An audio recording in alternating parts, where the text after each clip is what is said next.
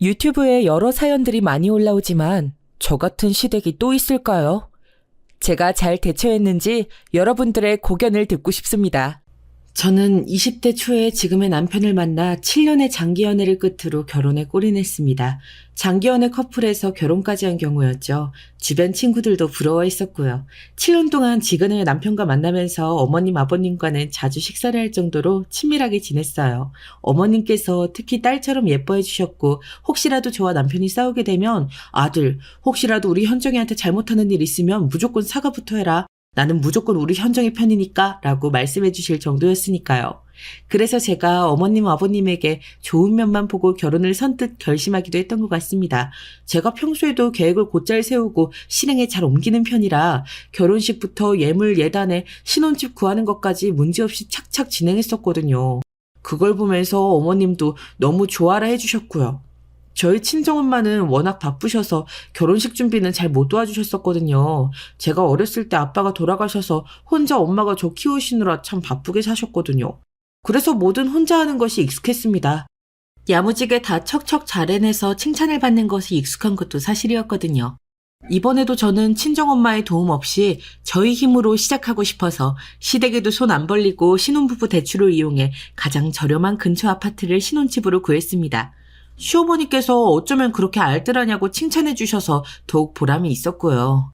어쩌면 우리 며느리는 이렇게 알아서 척척 다 잘하는지 우리 아들이 정말 장가를 잘 갔다니까.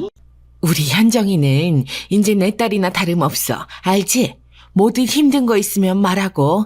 아, 그리고 안사돈께서 많이 바쁘시다고 했지? 너무 마음에 담아두지 마. 우리는 괜찮으니까. 네, 어머님. 이해해 주셔서 너무 감사해요. 제가 더 잘할게요. 저희 엄마 업무 특성상 아무래도 시간을 내는 게 쉽지 않다 보니 제가 더 신경 쓰면 되니까요. 너무 걱정 마세요. 어머님께서 그렇게 말씀해 주시니까 정말 든든하네요. 그래, 여보야. 우리 엄마는 나보다 여보를 더 좋아하잖아. 그래서 우리 신혼집도 친정보다 시댁에 가깝게 구한 거고. 여러모로 우리 엄마가 도움 많이 주실 테니까 그냥 받아. 이럴 때 보면 내가 사위 같다니까. 여보가 우리 엄마 딸 같고. 그래, 으이구, 정서방이라고 불러줄까? 으이구, 저것도 아들이라고. 내가 이러고 살았다, 현정아. 피곤할 텐데 얼른 신혼집 가서 쉬어. 오늘 너무 고생했다. 네, 감사해요, 어머님. 덕분에 오늘 한결 수월했는걸요? 너무 감사합니다. 저 이제 들어가 볼게요. 남은 짐은 남편 보내서 가져갈게요. 이렇게 이삿날까지 살뜰하게 챙겨주셔서 저는 사실 친정엄마보다 시어머니에게 평소에 더 많이 의지하고 있었습니다. 그도 그럴 것이 저희 엄마는 다른 분들에게 노출되면 안 되는 직업이라 표면적으로는 경찰 정도로 알려져 있지만 그보다 더 높은 국정원 소속이시거든요. 이것도 익명사연으로 보낼 수 있어서 이야기를 할 수 있는 거지만요. 그래서 저는 제 남편은 물론이고 제 주변 사람들에게도 한 번도 엄마의 진짜 직업을 말하지 않았습니다. 엄마는 화이트 요원이어서 블랙 요원들 소위 얘기하는 간첩처럼 위험한 일에 직접 현장 요원으로 나가는 사람은 아니기에 가족에게까지 숨길 필요는 없었지만 그래도 늘 조심하는 것이 좋으니까요. 어린 저는 엄마를 경찰이라고만 말할 수 있어도 주변 친구들이 다 부러워하고 멋지다고 해줬기 때문에 계속 그렇게 살아왔던 것이죠.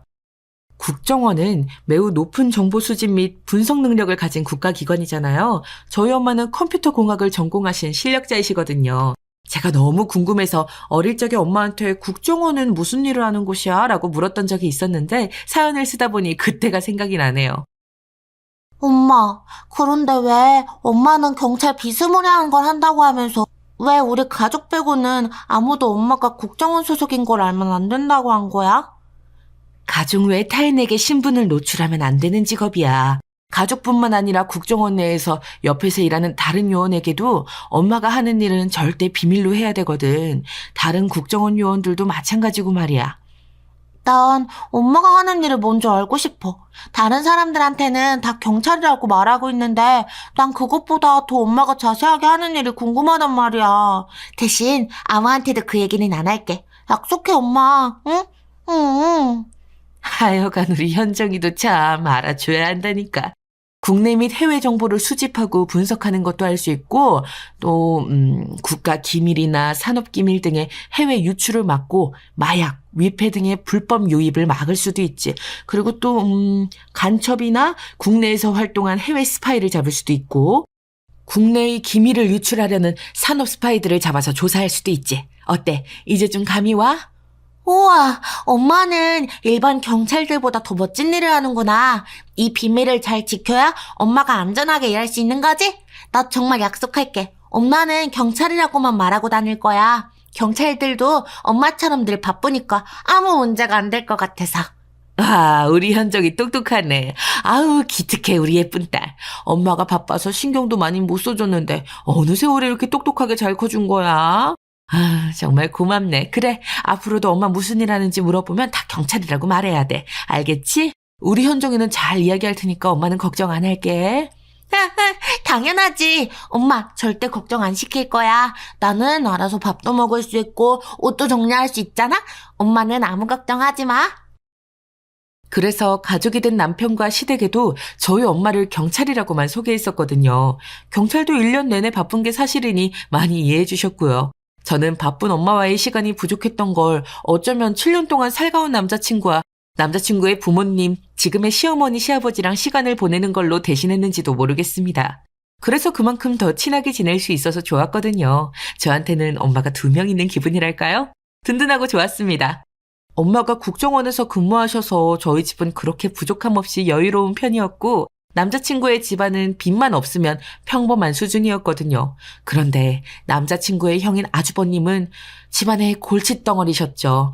껄핏하면 사기를 당하고 사업을 하다가 말아먹어서 평범했던 남자친구의 집은 사실 허덕이는 수준이었거든요. 그래도 그렇다고 남편과의 결혼을 저버릴 만큼 지금의 남편을 사랑하지 않는 게 아니었기에 저는 결혼을 감행한 것이었죠. 어머니가 바쁘셔서 모든 걸 혼자 힘으로 해오는 습관이 있어서 그런지는 몰라도 저와 남편이 결혼하면 또 다른 독립적인 가정이 되니까 우리 부부의 힘으로 다시 시작하면 된다는 생각이었습니다. 그런데 결혼을 하고 나니 남편도 그렇고 시어머니도 그렇고 점차 본 모습을 드러내더라고요. 남편은 자꾸 시댁에 돈이 없다면서 아주버님 얘기를 하면서 월급을 다 시댁에 드려야 된다면서 월급을 주지 않았습니다.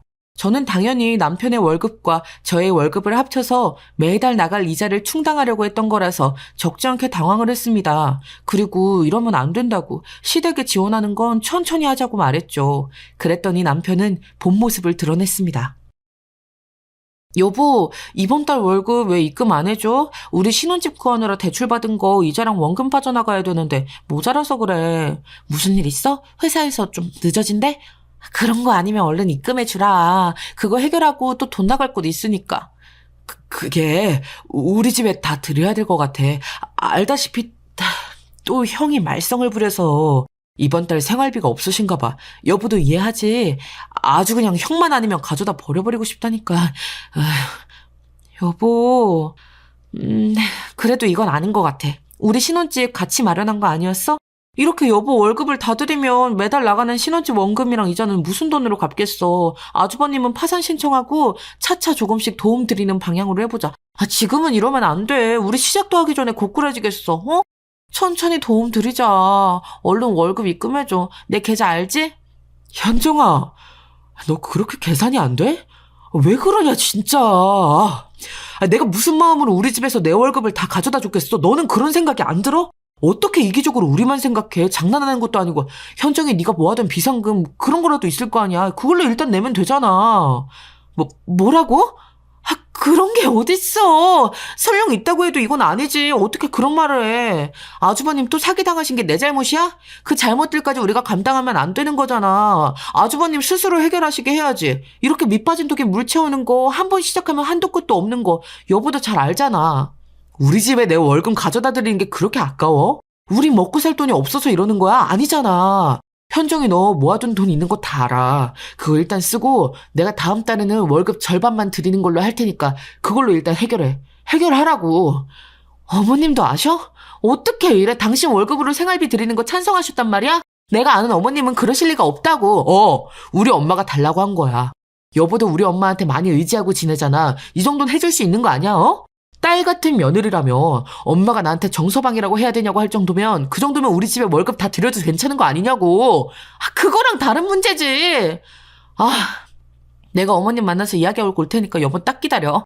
그리고 나 비상금 있어도 절대 못 써. 그건 말 그대로 비상금이라고. 지금까지 결혼식부터 신혼집 구하는 것까지 모두 나한테 의존했으면서 버는 월급도 죄다 시댁에 가져다 바치겠다는 여보랑 내가 어떻게 사니? 이건 분명 뭔가 잘못된 거야. 남편이 결혼 전과는 180도 다른 모습으로 월급을 시댁에 준 게 그렇게 아깝냐며 다그치자 저는 말도 안 된다면서 시댁에 가서 이렇게 요구했다는 어머님과 이야기를 하려고 했습니다. 어머님을 부르며 시댁에 들어가자 어머님께서도 드디어 본 모습을 보이시더라고요. 왔어. 우리 딸 현정이 무슨 일로 왔을까? 신혼집에 무슨 일이라도 생겼니? 안 그래도 지금 태호 퇴근했을 시간인데 같이 오진 않고. 어머님, 그게 사실이에요? 저희 남편 월급을 전부 시댁의 생활비로 매달 달라고 했다는 거 말이에요. 사실 아니죠. 제 남편이, 그러니까 태호가 어디에 잘못 쓰고 저한테 미안해서 핑계대는 거죠. 네? 그런 걸라고 해주세요, 제발. 어머님이 저한테 그러실 리가 없잖아요. 아니다. 내가 그런 거 맞다. 너도 알다시피 우리 경호가 이번에 또 말썽을 피웠잖니. 날린 돈이 수천이다. 당장 급한 것부터 맞고 보니까 생활할 돈이 없더구나. 당분간 생활비 좀 보태라고 했다. 그게 이렇게 와서 따질 일이니? 어머님, 어떻게 그러실 수가 있어요. 아주버님이 잘못하신 건 아주버님 선에서, 시댁 선에서 해결하시는 게 맞는 거잖아요. 저는 용납할 수 없어요, 어머님. 용돈은 차차 챙겨드릴게요. 죄송하지만 저희도 지금 이제 막 결혼해서 신혼집 대출받은 거 이자랑 원금 나가야 해서 그것만 생각해도 너무 빠듯해요. 그건 너희 사정이고, 현정아. 너도 우리 딸처럼 생각해주니까 우리가 만만하냐? 내가 이름에 든 이 시애미인데 어디서 용납을 하네만이야. 내가 내 아들 번 돈 좀 쓰겠다는데 어디서 큰 소리니? 어머님, 어떻게 그렇게 저한테 말씀하실 수가 있으세요? 저를 딸처럼 생각하신다더니. 이런 딸은 저도 사양입니다. 그렇게 살 수는 없어요. 당장 제 남편 월급 돌려주세요. 지금까지 너희 결혼하는데 우리가 도와주고 신경 써준 거 생각하면 현정이 네가 그러면 안 되지. 우리가 우스워? 이게 버르장머리 없이 시어머니 무서운 줄은 모르고 썩 안 나가냐? 그만 돌아가라 얼른. 절대 돌려주실 생각이 없으시다는 거죠? 저 이렇게 가만히 있지 않을 거예요. 그럼 그동안 저한테 딸처럼 좋다고 하셨던 건 모두 다 거짓이셨던 건가요? 정말 실망이네요. 다음 달부터 절대 어머님 뜻대로 되진 않을 겁니다. 어머머머, 지금 말하는 것 좀 봐. 친정엄마가 경찰이면 다니? 제대로 해온 것도 없으면서 어디 마음대로 되나 봐라 참. 시댁에 가서 시어머니와 이렇게 한바탕 하고 나니 결혼 전까지 그 7년의 세월은 모두 저를 노예처럼 부리기 위한 수작에 불과하다는 걸 알겠더라고요. 이렇게 7년 동안 철저하게 본 모습을 숨기고 저를 농락한 남편과 시어머니가 너무 원망스러워서 정말 살이 부들부들 떨릴 지경에까지 이르더라고요. 다음날 월급은 시댁에 이체할 수 없도록 남편 통장에 신혼집 이자와 원금이 빠져나가도록 자동이체 설정을 오자마자 해두었습니다. 그리고 남편에게 다시 대화를 하자고 했죠. 나 방금 시댁에 다녀오는 길이야. 어머님 원래 이런 분이셨어? 당신도 그렇고 말이야. 지금까지 모두 연기였던 거야? 어떻게 이렇게 사람 하나를 바보로 만들어? 정말 치졸하다. 여보가 번 돈은 전부 시댁으로 보내고 신혼집 대출은 다 내 돈으로 갚게 하려고? 천만에. 절대 그렇게 되진 않을 거야. 그러면 어떻게 하라고 나보고. 이미 형은 사고를 쳤고 돈 나올 구멍은 나랑 너밖에 없는데. 그래도 장모님이 경찰이시니까 모아둔 돈 있으시지 않겠어? 그 돈으로 일단 해결하고. 야, 우리 엄마 돈 뜯을 생각만 하냐? 이 개 같은 자식아? 우리 엄마 오늘 생신이시거든? 됐다. 더 이상 너 같은 거랑 말 섞어서 뭐 하겠어. 아까 네 월급 시댁에 다 줘버리고 시댁에 주는 게 그렇게 아깝냐고 윽박지를 때부터 알아봤어야 했어. 여보, 진정해. 그런다고 뭐가 달라져? 그냥 있는 돈 없는 돈 털어서 대출금도 갚고 우리도 생활을 하면 될 거 아니야. 시댁에 주는 돈은 뭐 점차 줄이자며. 그러면 되잖아. 지금은 우리 집도 비상이라고. 비상. 알아? 비상이고 나 발이고 결혼하고 얼마 되지도 않아서 이렇게 본 모습을 드러내는 너랑 시어머니를 보고 나보고 어떻게 살라는 건데. 정말 끔찍하다 끔찍해. 이 모습을 모르고 7년 동안이나 속았다니 정말 가증스러워. 당장 이번 달부터 해결할 생각이나 해. 난 할 말 다 했으니까.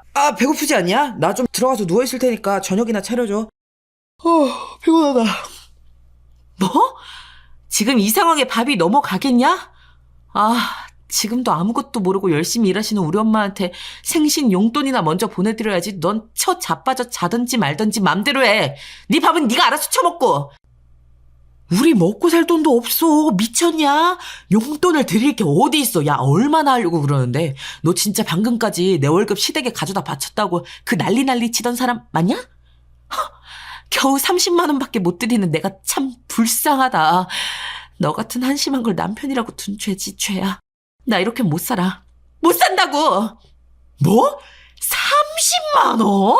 미쳤냐? 우리 먹고 살 돈도 부족한데 너 아주 그냥 가만두면 안 되겠다, 정말. 짝 소리와 함께 남편이 제 뺨을 올리자마자 그 광경을 본 친정엄마가 달려와 불타는 쌍심지를 켜고 남편에게 소리쳤습니다. 저희 집에 오늘 생일이라 깜짝 방문을 하신 줄은 저도 남편도 차마 모르고 있었지만요. 정서방, 내가 누군 줄 알아? 감히 무서운 줄도 모르고 내 딸의 뺨을 때려? 네가 그러고도 사람이야? 너 가만 안 둘 줄 알아. 장모님, 언제 여기 와 계셨어요? 그게 아니라, 이 사람이 맞을 짓을 했거든요? 그러니까, 장모님께서 뭐 경찰이시면 다예요? 그럴 수도 있죠. 이 사람이 저희 돈을 함부로 쓰려고 했다고요. 내가 그 얘기를 못 들었을 것 같나? 다 듣고 있었네. 오늘 내 생일이라 형정이 몰래 미리 와 있었거든. 정서방 자네랑 이런 걸로 싸우게 된 줄도 모르고 말이야. 그런데 오길 참 잘했군. 난 단순한 경찰이 아니네. 국정원 소속이지. 정서방 자네 정도는 가볍게 응징할 수 있지. 도저히 화가 나 내 정체를 말을 안 할 수가 없네. 엄마, 그걸 말하면 어떡해요? 괜찮아요? 국정원 소속인 거 나 남편한테도 말 안 했었는데 엄마가 시킨 대로. 경찰이 아니라 국정원이요? 그 말로만 듣던 국정원 요원이시라는 거예요? 정말 장모님께서요? 말도 안 돼. 말도 안 돼요. 저희 집에는 어떻게 들어오신 거예요? 정서방, 그렇게 머리가 나빠서 회사는 어떻게 다니나? 월급은 제대로 나오겠어? 자네가 방금 국정원이요 라고 말한 것에서 이미 납득이 되었어야지. 국정원 요원에게 이 정도는 식은 죽 먹기 아니겠어? 정서방 자네는 오늘 아주 큰 실수를 한 거야. 우리 현정이한테 지금까지 잘해준 게 아니라 아주 엉망이었구만. 게다가 안사돈까지 아주 한통속이었다니 감히 현정이 뺨까지 올려! 장모님, 잘못했습니다. 뭔가 오해가. 제가 장모님께서 국정원 소속이신 건 정말 몰랐거든요. 저 태어나서 국정원 요원 처음 봅니다. 영광입니다. 장모님, 정말 잘못했습니다. 저 때리지만 말아주세요. 잘못했습니다. 남편 앞에서 저희 친정엄마가 국정원 징표를 보여주면서 진짜 정체를 밝히자 남편은 그 자리에서 개거품을 물면서 엄마한테 맞을까봐 아주 손이 발이 되도록 싹싹 빌더라고요. 참, 그 모습이 어찌나 똥파리 같던지 정말 지지리도 못 났다는 생각이 들더라고요. 7년 동안 환상이 전발 와르르 깨지는 순간이었습니다. 저희 엄마는 남편을 무섭게 내쫓았고 남편은 살려만 달라면서 쫓겨났습니다. 지금 여기서 죽고 싶지 않으면 당장 내 눈앞에서 그리고 우리 현정이 앞에서 사라지는 게 좋을 거야. 내 말 무슨 말인지 알지? 다시 눈에 띄면 그땐 정말 웃을 일 없는 거야. 얼른 꺼져버려. 네, 정말 잘못했습니다. 현정이한테 뺨 올린 것 너무 잘못했습니다. 용돈 시댁에 상의 없이 다 보내버린 것도요. 정말 죄송해요. 죄송합니다. 저 좀 살려주세요. 저 다시는 안 그러겠습니다. 여기서 나갈게요. 무사히 나가기만 해주세요. 겁만 많아가지고 참. 고추 떼고 가라, 정서방. 현정아, 넌 얼른 짐 싸라. 여기 이 신혼집이 무슨 의미가 있어. 당장 팔아버리고 이 남자 같지도 않은 거랑은 얼른 이혼해버려라. 지금 당장요? 하긴 알겠어요. 그나저나 오늘 엄마 정말 생일이라서 서프라이즈로 놀러 오신 거예요? 와 계신지 정말 몰랐잖아요. 엄마한테 뺨 맞는 모습까지 보이고 정말 면목이 없네. 미안해요. 네가 뭐가 미안해. 넌 누가 뭐라 해도 자랑스럽고 똑똑한 내 딸 오현정이야. 너만은 평범하게 살길 원해서 너희 아빠랑 다르게 키운 건데 이럴 줄 알았으면 차라리 국정원에 들어오게 할 걸 그랬어. 그럼 우리 아빠도 국정원 소속이었던 거야? 그걸 왜 이제야 얘기해줘. 내가 어렸을 때여도 그렇지 우리 아빠는 사고로 돌아가신 거 아니었어? 엄마, 이게 무슨, 나 아빠는 정말 국정원 요원인지 몰랐잖아요.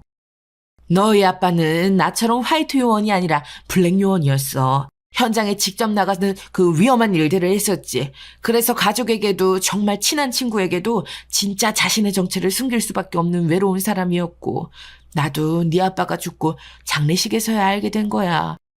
그래서 난 현정이 너만큼은 국정원에서 벗어나 자유롭게 살게 해주고 싶었던 거고 그런데 7년 동안 만나온 놈이 고작 저렇게 못난 놈이면 차라리 우리 국정원에서 내가 점 찍어둔 우리 사무실에 그 요원을 소개해줬지. 난 그런 것도 모르고 우리 엄마 아빠가 모두 국정원 요원이었다니. 심지어 엄마도 아빠가 돌아가실 때까지 몰랐다니. 아, 국정원은 정말 그런 곳이구나. 그래도 난 알아서 오히려 좋은걸요. 아빠가 우리나라를 위해서 우리나라를 지키다가 간 국정원 요원이라는 게 난 너무 자랑스러워요, 엄마. 그렇게 생각해주면 고맙고. 난 어린 마음에 네가 놀랄까봐 차마 있는 사실 그대로 말해주지를 못했어. 나조차도 국정원 소속이었으니까 국정원 소속이면 가족은 물론 주변 제일 친한 친구들한테도 정체나 하는 일에 대해서 말하지 못해서 참 외롭거든. 그게 임무의 일부니까 당연한 거기도 하지만. 난 엄마도 아빠도 너무 자랑스러워요. 국정원 사람 엄마가 만나보라고 하면 만나볼게요. 그리고 오늘 엄마 생일이잖아? 이런 꼴 보여서 너무 마음이 아프지만 그래도 우리 밖에 나가서 만난 거 먹고 들어오자고요.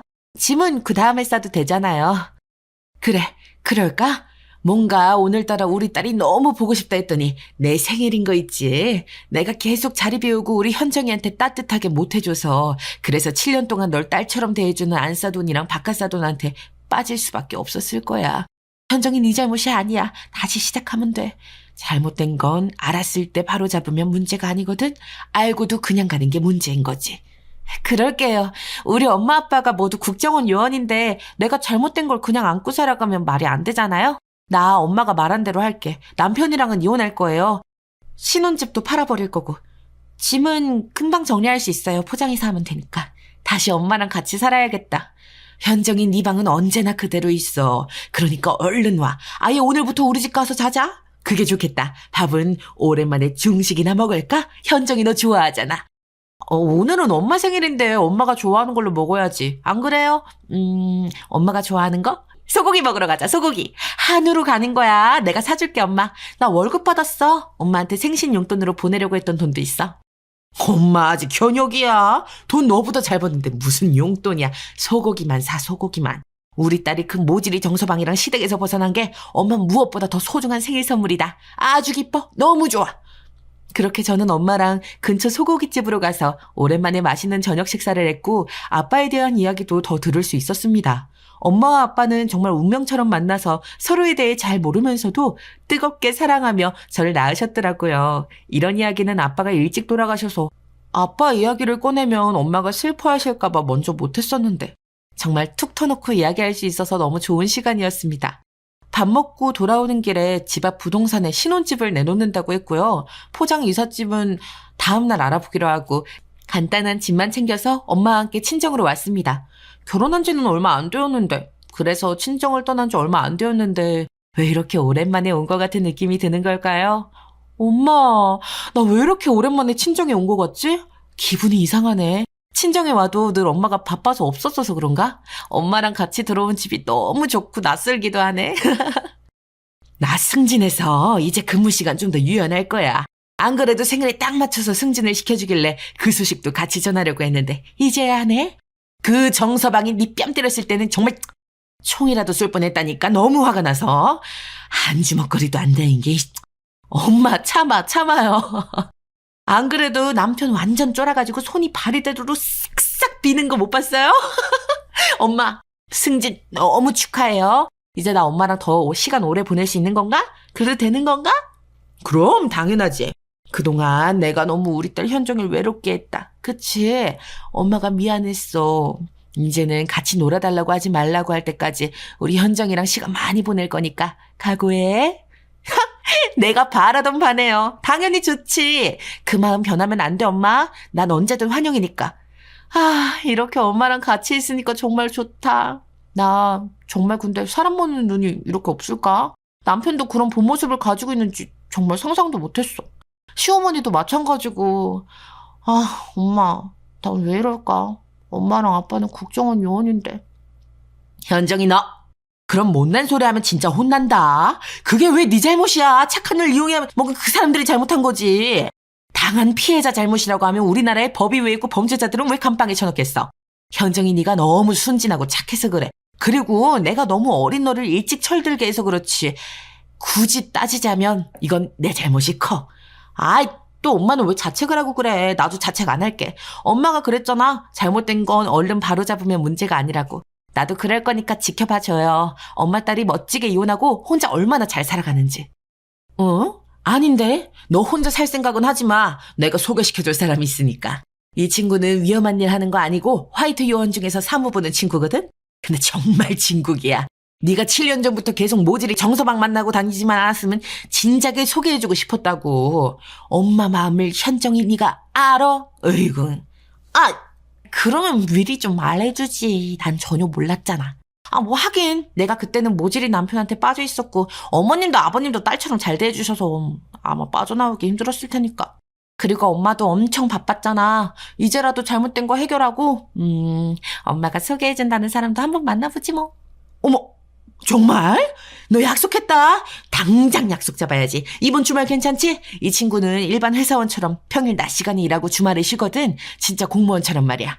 그래서 난 딱 우리 현정이한테 제격이라고 생각했거든. 국정원 출신이니까 듬직하고 똑똑하고 그런 건 기본이고 하니까. 으이구, 알겠네요, 알겠어. 엄마도 참 진짜 딸바보라니까. 주말에 시간 많으니까 약속 잡아줘도 돼요. 그 대신 주말 중 하루는 엄마랑 데이트할 거예요. 엄마도 시간 비우네요. 엄마랑 행복한 시간을 보내면서 신혼증을 정리하고 남은 짐은 포장이사로 싹 정리를 하고 났더니 시간이 금방 흘러서 주말이 되었더라고요. 그 사이 남편은 시댁에 가서 친정엄마가 사실은 국정원 요원이라는 사실을 말했는지 시댁이 아주 발칵 뒤집혔더라고요. 남편이 저한테 전화 되냐고 물어보고 전화를 할 정도였으니까요. 그건 물론 시어머니도 마찬가지였지만요. 우리 신혼집 부동산에 내놓았더라. 확인했어. 장모님한테 그날은 정말 죄송하다고 전해드려줘. 여보가 원하는 대로 다 할게. 난 정말 장모님께서 국정원 요원이실 거라고는 상상도 못했어. 진짜야. 맞아. 내가 내놓았어. 우리 이혼할 거거든. 이혼하자. 서류는 시댁으로 보냈어. 확인했지? 아주버님이든 시어머니든 다 이제 나랑 상관없는 사람들이야. 그동안 날 기만한 걸 생각하면 아주 그냥 엄마한테 말씀드려서 박살을 내고 싶은데 우리 집 안 그래도 아무것도 별 볼 일 없는 집인데 그렇게 다 응징해서 뭔 부귀영화를 누리려고. 내가 다 잘못했다잖아. 진짜야. 여보한테 손 찍어만 것도 우리 엄마가 여보한테 그렇게 말한 것도 다 미안해. 우리 엄마가 여보한테 사과하고 싶다는데. 사과?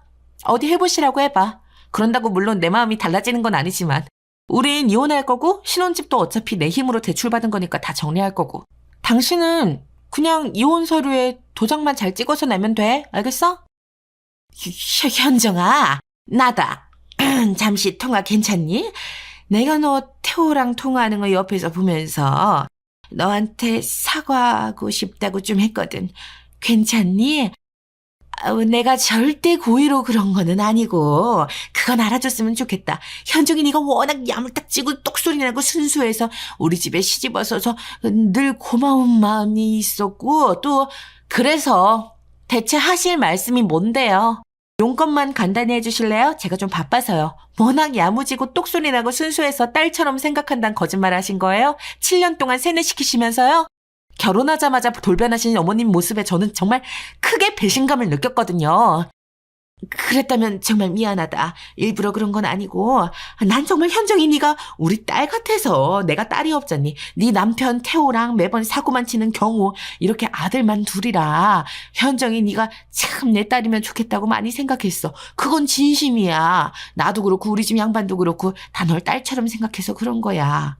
그렇다고 월급을 다 빼앗아 가는 건 딸한테서도 해선 안 될 짓이죠. 그런 부모님은 모실 필요가 없고요. 더군다나 시어머니 시아버지는 더더욱 그렇고요. 제 말이 틀린 게 있나요? 그러면서 제가 저희 친정엄마한테 생신이라서 30만 원 용돈 보내겠다는 거에 뭐라고 했는지 아세요? 태호, 그게 우리 먹고 살 돈도 없냐고 미쳤냐고 하더라고요. 거기서 이미 끝난 거예요. 아시겠어요?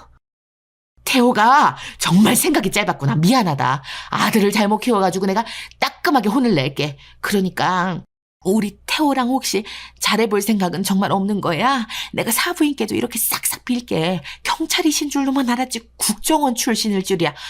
우리가 정말 크게 잘못한 것 같다. 경찰이시든 국정원 요원이시든 상관없이 그러면 안 되시는 거잖아요. 지금 저희 엄마가 국정원 요원이라서 크게 큰일이 날까봐 두려워서 그렇게 사과하시겠다고 하시는 거 모를 것 같으세요? 전혀 이혼 물을 생각 없습니다. 7년 동안 속은 걸 생각하면 가만히 있을 일이 아니지만 여기서 빨리 남편과 이혼할 수 있는 걸 다행으로 알고 여기까지만 하려고 합니다. 그래, 알았어. 우리가 다 미안하고 정말 잘못했다. 미안하고 또 미안해. 우리 집 알다시피 별 볼 일 없잖니? 더 크게 사고만 안 나게 해줘. 부탁할게. 그동안 정말 미안했어. 그건 걱정 마세요. 저희 엄마 능력 그런 하찮은 일에 낭비하실 분 아니니까요. 그럼 끊겠습니다. 이혼 서류나 잘 보내라고 전해주세요. 그럼 이만. 저희 엄마가 국정원 출신이라니까 태도를 싹 바꿔서 미안했다고 잘못했다고 하는 꼴이 정말 보기 싫었습니다. 어쩌면 이렇게 기회주의적인 태도로 살아갈 수가 있는 걸까요? 전 정말 같은 인간으로서 이해가 안 될 정도였다니까요. 여러분이 저였다면 어떤 생각이 드실 것 같나요? 사실 얼마든지 더 응징을 할 수도 있었지만 굳이 그럴 필요가 있을까 싶더라고요. 저는 이제 새 인생을 살기에도 바쁜걸요? 엄마의 소개로 만난 사람은 정말 제가 꿈꿔오던 이상형이었거든요. 저희 엄마라서 그런지 제 취향을 아주 정확히 알고 계셨던 거죠. 시간이 빠르게 흘러 주말이 와서 만난 그 사람은 정말 다정하고 따뜻한 사람이더라고요. 만나서 반갑습니다. 저희 엄마 소개로 이렇게 뵙게 되니 영광이네요. 혹시 나오기 싫으신데 억지로 나오신 거 아니죠? 살짝 걱정이 되네요. 저희 엄마가 워낙... 아니요. 저도 계속 말씀 들으면서 따님이 궁금했었거든요. 그런데 이렇게 만나볼 수 있게 돼서 너무 행운이라고 생각하고 있었습니다. 반갑습니다. 저는 김명훈이라고 합니다. 화이트 요원이고 일반 회사원들과 비슷한 루틴으로 업무를 합니다. 먼저 드러내진 않지만 가족들과 정말 친한 친구들에게까지는 제가 국정원 소속이라고 밝혀도 되는 유일한 직무라고 할까요? 네, 말씀 많이 들었어요. 그러면 제 사정에 대해서도 알고는 계시겠네요. 제가 최근에 이혼을 해서 딱 몇 달 살았지만 짧은 기간이어도 돌싱은 돌싱이니까요. 괜찮으신가요? 아직 결혼을 안 해보신 싱글이신 것 같아서 여쭤봐요. 네, 알고 있습니다. 저는 그런데 그런 건 정말 상관없어요. 저랑 대화가 잘 통하고 잘 맞는 사람이라는 게 제일 중요하니까요. 현정 씨는 이성을 볼 때 어떤 걸 가장 중요하게 생각하시나요? 훅 들어온 그의 질문에 오랜만에 설렘을 느끼게 되더라고요. 제가 돌싱이어도 상관없다니 그 마인드가 참 좋고 고맙더라고요. 역시 엄마의 안목이란 믿어도 된다니까요? 이야기를 나누다 보니 어느새 카페에 앉은 자리에서 3시간이 순식간에 갈 만큼 정말 대화가 잘 통했습니다. 이런 사람을 만나는 건 처음이라 정말 신기했어요. 이런 게 바로 운명이 아닐까요? 인생의 동반자, 소울메이트, 뭐 그런 거 말이에요. 7년을 만나왔던 전남편 태호는 점차 이야기하는 걸 지루해하고 장난만 치다가 말거나 화제를 전환하기 바빴거든요. 그래도 정 때문에 계속 만나왔었는데 시어머니랑 시아버지가 너무 따뜻하게 맞이해주셔서 전 남편의 그런 모습들을 억지로 눈 감고 넘어가려고 한 것도 있었고요. 그동안 제가 왜 그렇게 살았나 후회가 되면서도 지금 눈앞에 명훈 씨를 만나기 위해 그랬었나 하면서 계속 싱숭생숭하게 설렘을 반복하면서 지내게 되었습니다. 그리고 3번째 만남에서 명훈 씨의 고백으로 저희는 진지하게 사귀면서 알아가는 사이가 되었고요. 정말 꿈만 같습니다. 현정 씨, 뭘 좋아하실지 몰라서 다 준비해왔어요. 어떤 걸 제일 좋아해요? 물어볼까 하다가 그냥 한 번에 이렇게 준비해주고 싶었어요. 아니, 무슨 꽃다발을 3개씩이나. 저 장미도 좋아하고 수국도 좋아하고 이런 들꽃도 참 좋아해요. 각자 매력이 다 다르잖아요. 그런데 오늘 무슨 날이에요? 웬 꽃다발을 이렇게 잔뜩 가지고 왔어요? 오늘 제가 현정 씨하고 3번째 만나는 날이잖아요. 오늘은 꼭 현정 씨한테 앞으로도 계속 알아가고 싶다고 정식으로 사귀자고 이야기하고 싶었습니다. 이런 제 마음 받아주실 건가요? 떨리네요. 네, 당연하죠. 정말 감사해요. 생각도 못했는데. 명훈 씨는 정말 로맨틱한 것 같아요. 섬세하고 다정하고 배려심도 깊고. 이렇게 좋은 분을 제가 만나도 되는 건지. 그런 말이 어디 있어요. 저는 현정 씨를 만날 수 있기를 기다리고 있던 사람인데요. 하도 어머님께서 평소에 이야기를 많이 하셔서 현정 씨에 대한 내적 친밀감이 크거든요. 그리고 너무 궁금해했죠. 듣던 대로 정말 미인이시더라고요. 실제로 뵙고는 정말 반했고요. 그런데 시간 가는 줄 모르고 3시간을 그 자리에서 대화하게 되면서 운명이라고 확신했어요. 명훈 씨, 정말 고마워요. 저는 제가 돌싱이라서 조금 그래할까 봐. 아무래도 눈치 아닌 눈치를 보고 있었던 것 같아요. 명훈 씨가 분명히 괜찮다고 해줬는데도 그런 걱정이 살짝은 남아있었던 거죠. 이렇게 찐한 고백 처음 받아봐요. 전 너무 좋아요. 저도 명훈 씨랑 계속 만나고 싶었거든요. 그럼 저희 오늘부터 1일인 건가요? 세상을 다 얻은 기분이네요, 정말. 친구들한테 저 드디어 현정 씨랑 연애한다고 자랑해야겠어요. 계속 짝사랑만 한다고 놀리던 제 오랜 단짝 친구들이 있었거든요. 명훈 씨도 이럴 때 보면 은근히 귀엽네요. 아이 같아요. 좋아요, 좋아요. 저희 조금 더 만나고 친해지면 명훈 씨 친구들도 같이 보면 좋겠네요. 그동안 명훈 씨 놀린 친구분들 얼굴이나 좀 봐야겠어요? 오, 그거 좋네요. 현정 씨가 부담되지 않는다면 아마 제 친구들은 당장이라도 나오라면 나올 겁니다. 고마워요, 현정 씨. 그럼 이 꽃은 어떻게 할까요? 저도 엄마한테 자랑해야겠어요. 명훈 씨가 꽃을 3다발이나 준비해와서 고백했다고요? 아마 저희 엄마가 더 좋아하실 것 같은데요? 명훈 씨 친구분들보다도 더요. 그렇지 않아요? 정말 그렇겠네요. 어머님께 더 잘 보여야 하니까 그러면 어머님부터 뵈러 갈까요? 곧 퇴근하실 시간일 거예요. 네, 좋아요. 명훈 씨 번호를 이제 남자친구라고 저장해야겠다. 엄마한테 깜짝 놀래켜줄 수 있겠어요. 완전 좋은데요? 얼른 가요. 남자친구가 된 명훈 씨와 함께 엄마를 만나러 가자 엄마는 정말 뛸 듯이 기뻐하시면서 저보다 더 소녀처럼 웃으시더라고요. 그 미소를 보는 저는 너무 행복해졌어요. 이게 다 저희 엄마 덕분이라면 엄마 덕분이겠죠? 하루하루 남자친구와 저녁마다 데이트를 하고 주말에 뭘 하면서 보낼지 이야기하면서 정말 행복합니다. 이렇게 행복해도 되는 걸까요? 이런 게 정말 연애였다는 걸 새삼 깨닫는 요즘입니다. 엄마는 그렇게 말씀하시더라고요. 돌싱이면 뭐 어떠냐? 네가 당당하면 아무 문제 없다. 그걸 네 약점이라고 생각만 안 하면 된다고요. 그런데 그게 정말 맞는 것 같습니다. 제가 움츠러들지 않으니까 상대도 그게 문제라고 생각하지 않는 것 같았고요. 모든 게 편견이었구나. 요즘은 그런 걸 많이 느낀달까요? 새로운 사랑을 시작하는 돌싱들에게 제 사연이 조금이라도 용기와 희망이 되길 바라면서 사연을 쓰게 된 것도 있습니다. 돌싱이라는 사실에 갇히지 말고 그 과거를 놓아두는 것이 정말 중요하더라고요. 새로운 사랑을 시작하기 전에는 과거의 상처나 실패를 놓아두는 것이 필요합니다. 이전의 사랑 경험으로 인해 신뢰 문제가 생길 수 있으나 새로운 사랑을 시작한다는 것은 새로운 기회를 의미하잖아요. 과거를 놓아두고 새로운 사랑을 즐기는 것에 집중해 보셨으면 좋겠습니다. 또한 새로운 사랑을 시작하기 전에는 자신을 사랑하고 받아들이는 것이 중요하더라고요. 자존감과 자신에 대한 긍정적인 태도를 가져야 해요. 저처럼 자신을 사랑하고 되돌아보는 시간을 가져보세요. 저도 몇 달이지만 어쨌든 돌싱이고 싱글이었던 명훈 씨를 만나는 게 부담이어서 첫 만남부터 솔직하게 까놓고 이야기한 것이거든요. 그래서 지금 이렇게 명훈 씨와 솔직하게 표현하면서 행복한 연애를 할 수 있지만요. 새로운 사랑을 시작할 때는 솔직한 커뮤니케이션이 매우 중요하더라고요. 이번 연애를 통해서 또 한 번 느꼈어요. 자신의 생각과 감정을 솔직하게 표현하고 상대방과의 소통을 잘 유지하면 안 풀릴 것도 풀리더라고요. 솔직한 대화를 통해 서로의 관심사와 가치관을 이해하고 존중할 수도 있으니까요. 특히 서로의 공간과 시간을 존중하는 것도 저는 큰 도움이 되었어요. 각자 업무하는 시간에는 업무에 몰두하고 또 쉬는 시간을 맞춰서 같이 시간을 보내는 게 참 좋더라고요. 취미나 관심사에 맞는 시간을 같이 계획하고 함께 시간을 가지는 것은 건강한 관계를 유지하는 데 도움이 되었죠. 마지막으로 믿음과 인내를 가지라고 말씀드리고 싶어요. 너무 조급하면 될 일도 안 되잖아요? 새로운 사랑은 시간과 노력이 필요합니다. 저도 명훈 씨한테 믿음을 가지고 솔직하게 표현하면서 마음을 나누기까지는 시간이 필요했습니다. 어려움이 있을 수도 있지만 서로를 위해 조급해하기보다는 한 발 물러나서 이해해주고 배려해주면 여러분 저처럼 또한 새로운 사랑과 오래 행복하실 수 있을 거라고 생각합니다. 새로운 사랑을 시작하는 여러분들이시라면 서로에게 행복과 만족을 가져다 줄 수 있는 사랑을 찾아가실 수 있기를 진심으로 바라겠습니다.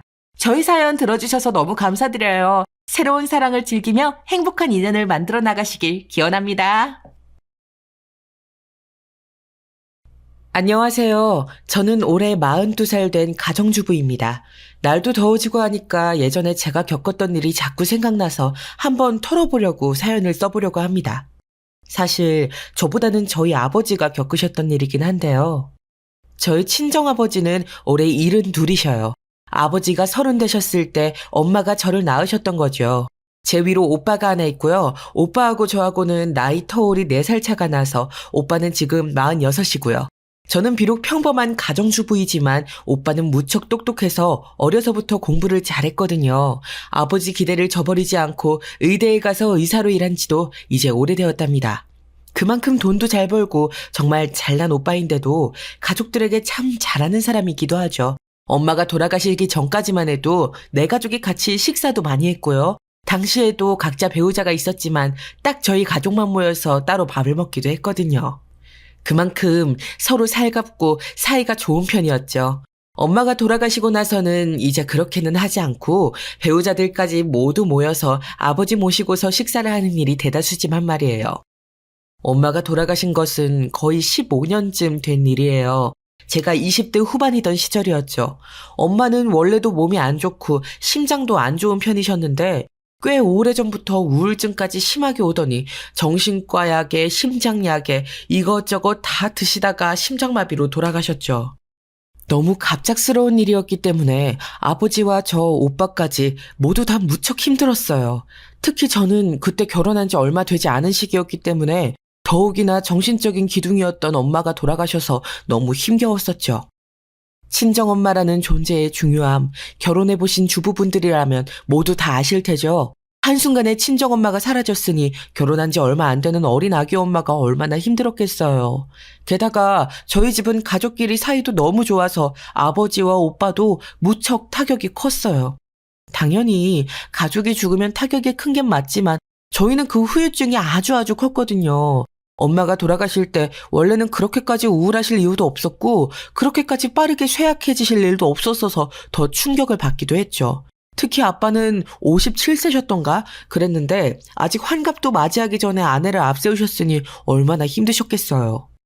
하지만 아버지도 오빠도 강한 사람들이었기 때문에 그래도 어찌저찌 잘 극복은 했어요. 제가 너무 오래 슬퍼하니까 아버지가 저만 데리고 여행을 가기도 하셨고 남편한테 일부러 말해서 저를 더 잘 돌보라고도 하셨고요. 오빠도 마찬가지로 괜히 갑작스러운 선물을 사주기도 하고 저를 데리고 맛있는 레스토랑을 일부러 가기도 했어요. 엄마는 그렇게 떠나셨지만 그래도 가족들한테 제가 사랑받고 있다는 생각 때문에 저도 차츰 안정을 되찾았답니다.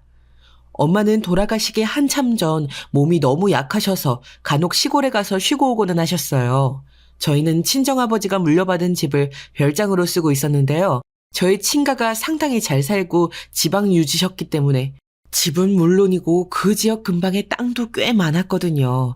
그런데 집이 있는 곳하고 땅하고는 좀 떨어져 있는 편이었고요. 친정아버지가 물려받은 집이 한옥이었는데 엄마 요양을 위해서 아버지가 그 집을 완전히 안쪽을 서양식으로 개조해서 현대적으로 바꾸어 놓으셨어요. 가보면 무척 쾌적했고 밖으로 나서면 아주 전원적인 시골 풍경을 볼 수 있어서 엄마가 많이 좋아하셨거든요. 하지만 엄마가 그 집에 가 계시는 건 거의 두세 달에 한 번 꼴이었고 가서 일주일에서 열흘 정도 쉬다 오셨어요. 그러니까 비어있는 그 집을 돌볼 만한 관리인이 필요했는데 그걸 저희 고향 아저씨가 하셨었죠.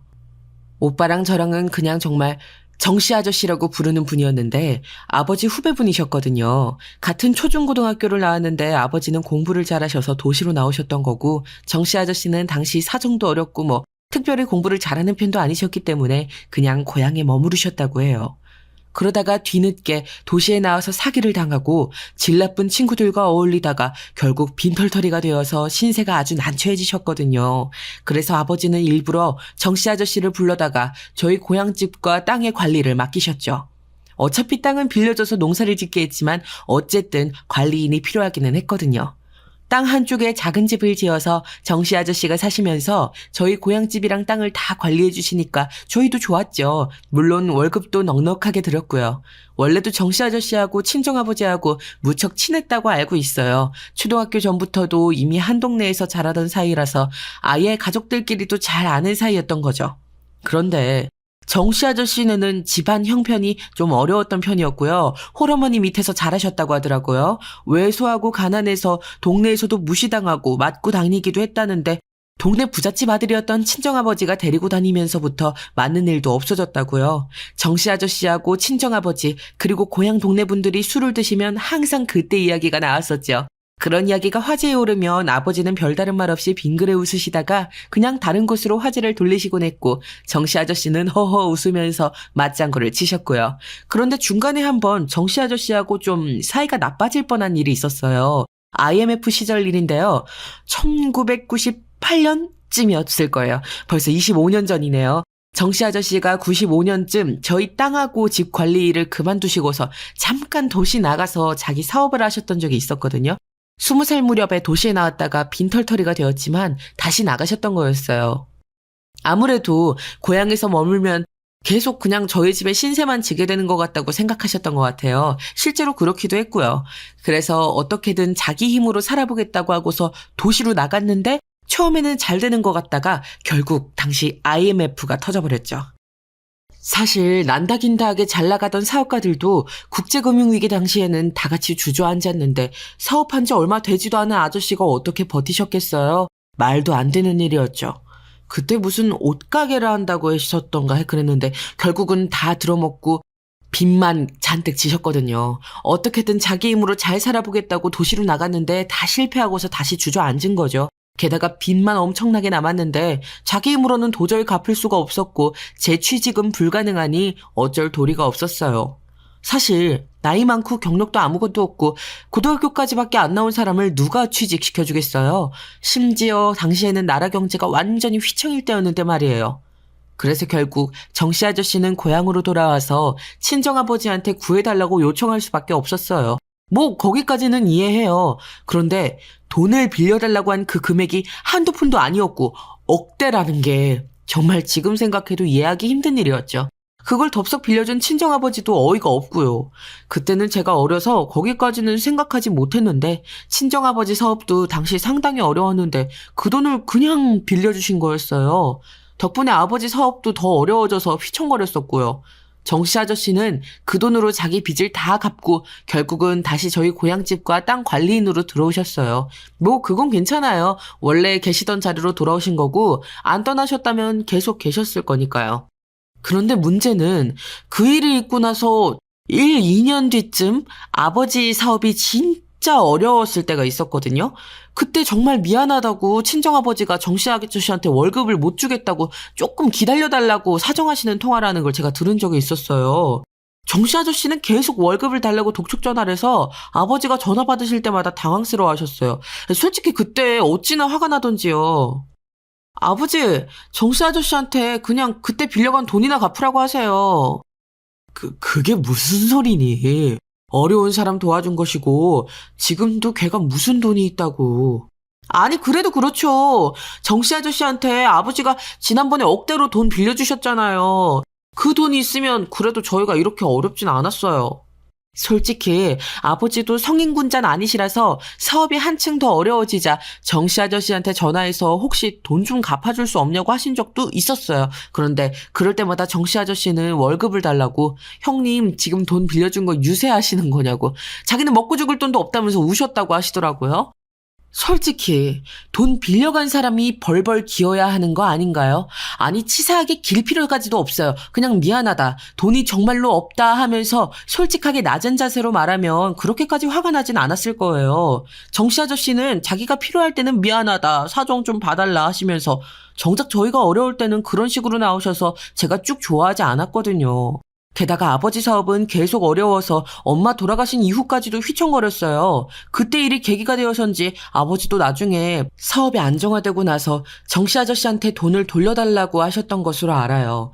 처음에는 그리 자주 말씀 안 하시다가 세월이 흐를수록 자주 말씀하셨죠. 제가 있는 곳에서도 농담처럼 야 이제 빌려간 돈은 줘라 정씨야 라고 하실 정도였으니까 아마 두 분만 계실 때는 더 자주 말씀하셨을 거예요. 나쁜 기억만 있는 것처럼 말씀드렸지만 사실 정씨 아저씨하고 좋은 기억도 많아요. 아저씨는 특히 저하고 저희 오빠한테 되게 잘해주셨거든요. 아저씨는 결혼했다가 실패하고 이혼하셨는데 그 이후로도 쭉 혼자 사셨어요. 그 때문에 아내와 아들, 딸이 모두 있는 아버지를 무척 부러워하셨고 저희를 보면 꼭 자기 자식 같다면서 예뻐하셨죠. 그리고 저희 엄마 돌아가셨을 때도 정말 물심양면으로 저희 가족을 지원해 주시기도 했고요. 엄마가 고향집에 돌아가서 쉬실 때도 부족함 없이 지내시도록 집도 잘 돌봐주시고 이것저것 필요한 것도 다 사다 주시고 했어요. 어떻게 보면 절반쯤은 거의 가족 같은 분인데 그놈의 돈 때문에 사이가 좀 애매해져 버린 거였죠. 아마 정씨 아저씨 입장에서도 저희가 섭섭하긴 하셨을 거예요. 나중에 생각해보니 그렇더라고요. 저희가 결혼하고 난 이후로는 정씨 아저씨하고 별로 마주칠 일이 없었어요. 여전히 고향집이랑 땅은 관리 중이시라서 아버지하고는 가끔 통화하셨지만 저희랑은 특별히 마주칠 일이 없었던 거죠. 오빠는 엄마가 돌아가신 뒤에 고향집에 가기 싫다면서 아예 내려가질 않았고 저 역시 마찬가지였어요. 엄마가 정기적으로 내려가서 쉬셨던 곳이라 엄마 흔적이 너무 짙게 남아있는 곳이었거든요. 그런데 뭐 좋은 게 좋은 거라고 그냥 정씨 아저씨하고 저희는 그냥저냥 지냈어요. 아버지하고는 뭔가 트러블이 있었던 것 같지만 아버지도 정확하게는 말씀하지 않으셨고요. 그러니까 저희 남매하고 아저씨는 정말 부딪힐 만한 문제가 없었다는 거죠. 그렇게 대략 엄마 돌아가시고 나서 10여 년이 지났을 때였어요. 충격은 컸지만 그래도 가족들은 모두들 자기 자리를 찾아서 안정했고 오빠도 저도 각자의 가정에 충실한 동시에 아버지를 잘 모시려고 노력하기도 했죠. 하지만 아무래도 각자 가정이 있기 때문에 아버지를 자주 찾아뵙거나 엄마 계실 때처럼 섬세하게 돌봐드리지는 못했어요. 아버지는 원래 요리를 전혀 못하셨지만 저희를 걱정시키지 않으려고 엄마 돌아가시고 나서 새로 요리를 배워서 잘 해먹는다고 염려 말라고도 하셨죠. 저희한테는 그냥 행복하게 사는 게 아버지를 도와주는 거라면서 따로 신경 쓰지 말라고요. 저희한테 아버지는 강한 분이었기 때문에 당연히 아버지는 스스로 잘 돌보실 거라 믿기도 했어요. 그런데 그렇게 저희가 아무 생각이 없었을 때 사고가 일어났죠. 아버지가 교통사고를 당해서 쓰러지신 거였어요. 처음에 그 소식을 들었을 때는 너무 놀라서 손이 벌벌 떨렸어요. 남편이 진정하라면서 제 손을 잡고서 한참이나 안아줬는데도 놀람이 가시질 않더라고요. 물론 교통사고라는 게 언제든 누구에게든 일어날 수 있는 일이라는 걸 잘 알고 있었어요. 저희 애도 어릴 적에 작은 교통사고를 당해서 응급실에 간 적도 있었고 친구도 교통사고를 당한 적이 있었어서 아예 없었던 일은 아니었죠. 하지만 아버지는 정말 제 평생 동안 너무 강한 분이었거든요. 사업이 어려울 때도 저희한테는 아무런 티도 내지 않으셨고 혼자서 술 한 병 드시는 모습만 봤던 그런 분이었어요. 그런데 그런 아버지가 사고를 당해서 쓰러지셨다니 너무 놀랐던 거죠. 제 마음속에서 아버지는 언제가 되어도 항상 강인하게 버티고 서서 제 버팀목이 되어주실 분이라고 생각하고 있었거든요. 전화를 준 건 오빠였는데 오빠가 제가 너무 놀랄까봐 남편한테 먼저 연락을 했더라고요. 오빠는 이미 응급실에서 아버지 처치는 끝났고 입원실이 없어서 자기네 병원으로 옮겼다고 했어요. 오빠가 이미 상당히 경력 있는 의사로 종합병원에 근무하고 있었기 때문에 다행히 빈 곳이 있어서 얼른 옮겼던 거였죠. 연락을 받은 후 저하고 남편은 급하게 병원으로 갔어요. 오빠가 아버지 곁에서 기다리고 있다가 저희를 맞이해 주더라고요. 얼마나 그 순간 오빠가 믿음직하고 마음이 놓이던지요. 너무 걱정하지 마라. 물론 다치셨지만 그래도 다른 건 괜찮아. 그런데 왜 못 일어나시는 거야? 뇌진탕인 것 같아. 기다려봐야 할 것 같아. 일어나실 수는 있는 거지? 제 물음에 오빠는 잠시 말이 없었어요. 오빠는 믿음직하고 단단한 사람이었지만 없는 말을 하는 사람은 아니었거든요. 무작정 당연히 아버지가 일어나실 거라고 말을 해줄 수는 없었던 거였죠. 오빠가 대답하지 못하는 것을 보고 저와 남편 역시 침울해졌어요. 울고 싶었지만 아버지가 누워 계신데 자식인 제가 우는 게 절대 좋지가 않을 것 같아서 그냥 꾹 참았죠. 아버지 눈 못 뜨고 계시는데 제가 울면 마치 아버지가 잘못된 것 같잖아요. 제가 참는 것을 보고 오빠가 기특하다는 듯이 제 어깨를 다독여 주셨죠. 일단 아버지 사업 쪽하고 집안일 쪽으로는 내가 다 연락 돌려놓고 처리해 놓으마. 오빠 혹시 도와야 될 거 있으면 불러줘. 우리 같이 열심히 도울게. 언제든지 불러주세요, 형님. 남편은 대기업을 다니다가 지금 사업을 하고 있어서 나름대로 능력 있는 사업가였어요. 의사인 오빠가 아버지 사업을 돌보다가 힘든 게 있으면 얼마든지 도울 능력이 있는 사람이었죠. 오빠는 조금 피로한 듯한 얼굴로 웃으면서 고개를 끄덕이셨어요. 저한테 간호할 필요 없다고 꼭 붙어있지 않아도 된다면서 오빠가 아예 알아서 간병인을 붙이겠다고 했죠. 그래도 저는 아버지가 아무래도 걱정이 될 수밖에 없잖아요. 그래서 결국 거의 하루나 이틀에 한 번씩 아버지 병실에 가서 잠깐이라도 아버지 손을 잡고 있다가 오고는 했었죠. 오랜만에 아버지 손을 오랫동안 잡고 있으니 참 많이 연세가 드셨더라고요. 손도 제 기억보다 작아지셨고 피부에 주름도 많아지셨고요. 아버지가 이렇게 연세 드시고 지친 얼굴이 되실 때까지 난 대체 뭘 했나 싶어서 눈물도 많이 나왔어요. 아버지가 지금 머리 쪽이 잘못되어 못 일어나고 계시지만 사진은 다친 곳 없이 괜찮으시니까 이제 일어나시면 어디든지 모시고 다니면서 살갑게 굴어야겠다 다짐도 했어요. 오빠는 아버지가 일어나실 수 있을지 없을지에 대한 확답도 주지 않았지만요. 그런데 아버지가 누우신 지 불과 나흘이 지났을 때 정씨 아저씨가 찾아오셨어요. 아저씨는 황급히 오신 듯 얼굴이 상기되어 있었죠. 남편도 일하러 갔고 오빠도 근무 시간이라 없는데 저 혼자 병실에 아버지를 찾아갔거든요. 그런데 거기 갑자기 정씨 아저씨가 면회를 요청하셔서 저는 너무 놀랐어요. 어머, 아저씨가 오실 줄은 몰랐어요. 너 있었니? 아이고. 정씨 아저씨는 멈칫하다가 가까이 다가와서 한숨을 푹 쉬었어요. 아저씨는 누워 계시는 아버지를 내려보다가 들고 온 음료수 박스를 옆에 놓으셨죠. 너희 오빠한테 소식 들었다. 최대한 빨리 올라왔어. 소식 듣자마자. 이런 일이 생길 줄은. 그러게 말이에요. 그런데 오빠가 그냥 별일 없이 일어나실 수도 있대요. 그러냐? 정씨 아저씨는 묘한 표정으로 저를 훑어보았어요. 저는 어려서부터 마음이 좀 약하고 소심한 편이었거든요. 걱정이나 근심도 되게 많은 편이었고요. 아저씨는 뭔가 기묘한 웃음을 짓더니 고개를 저었어요. 너희 오빠가 너한테 좀 다르게 말한 모양이구나. 나한텐 이제 일어나실 가망이 없다고 말하던데 말이다. 아무래도 너 걱정할까봐 좀 줄여서 말한 모양이지.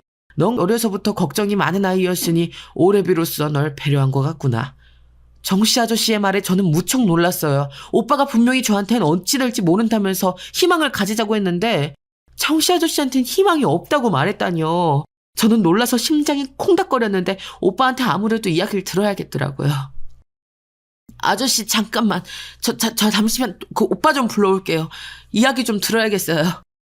그래, 그러렴. 형님 곁엔 내가 있을 테니까.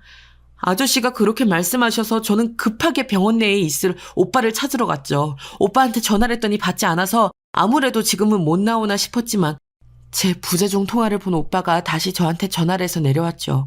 저는 오빠한테 항의하듯이 물었어요. 오빠, 방금 정씨 아저씨 오셨어. 오셔서 이상한 말씀하시던데 아버지 못 일어나신다는 게 정말이야? 아저씨 오셨어? 빨리 오셨네. 오빠는 제 말에 대답하지 않은 채로 잠깐 뭔가 생각하는 듯한 눈치였어요. 오빠가 제대로 대답하지 않으니까 저는 너무 답답해져서 채근했지만 별로 대답해줄 생각이 없는 것 같았죠. 그럼 정말이구나. 정씨 아저씨가 말한 대로 아버지 못 일어나시는 거구나. 오빠가 답해주질 않자 저는 그렇게밖에 생각할 수 없었어요. 순간 눈앞이 아찔해지더라고요. 엄마를 잃었던 것도 너무 큰 충격이었는데 인생의 큰 버팀목이던 아버지까지도 이렇게 잃는구나 싶어서 앞이 깜깜했어요. 오빠는 제 어깨를 잡고서 작게 한숨을 쉬셨죠. 일단 가서 아버지 병실에 가자. 아저씨 얼굴도 좀 보고 확인할 것도 있고.